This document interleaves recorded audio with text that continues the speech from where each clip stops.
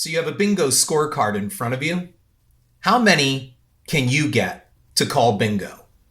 Here we go. You used the Dewey Decimal System. You had at least one phone or TV spliced into the main house line. You asked someone by note if they liked you with choices yes or no. You sang "Here I Go Again" out loud while driving, unashamed. You had a Michael Jackson button or sticker. You had the Bic multicolor pen which gave you red, green, black, and blue choices. You made out at a school dance to Journey, REO Speedwagon, or Night Ranger. You had to pay long-distance calls on the family landline bill. You drank or smoked pot with your parents or friends' parents. You made a homemade bike ramp. You owned a Rubik's Cube. Your parents left you alone as kids without a babysitter.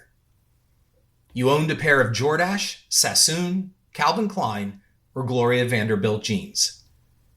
You had a Radio Shack car stereo and or installed it yourself. You had an Atari 2600. You ate What Killed Mikey. You saw the original Star Wars trilogy and its initial theater runs. You have photographic proof of you in parachute pants. You had a pizza delivered to your high school classroom.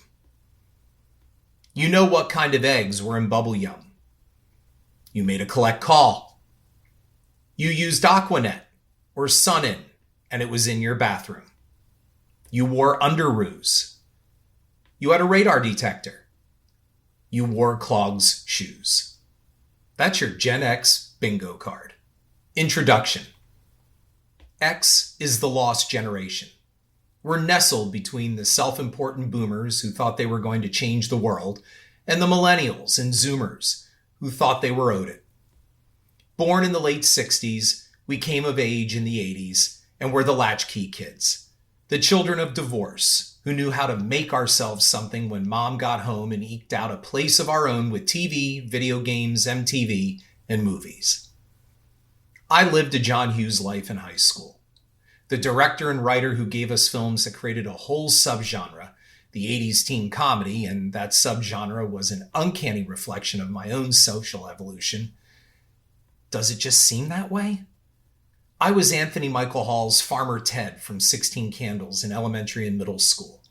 I was the quick-witted geek who would sell his soul for a girl's attention and remained in that role until the start of high school, evolving into Hall's weird science Gary Wallace with a touch of John Cusack's Lane Meyer for good measure. I graduated a mutt of those characters. A Little Risky Business Joel Goodson, Star Trek's James T. Kirk, Gary from The Last American Virgin, Ferris Bueller, and Brad Hamilton from Fast Times at Ridgemont High. Stand By Me ends with a quote that resonates. I never had any friends later on like the ones I had when I was 12. While it comes from a boomer film, it applies really to any generation. When I talked about the 80s, when I taught the decade as a former high school history teacher, I told the stories of these friends, who at the time of this writing are starting to leave the building. I have now reached the point in my life where films no longer say, sometimes you just gotta say what the fuck to illustrate my life.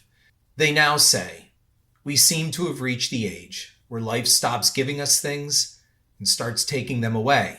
From Indiana Jones and the Kingdom of the Crystal Skull, a mess of a film that reminded Generation X that you can't go home again.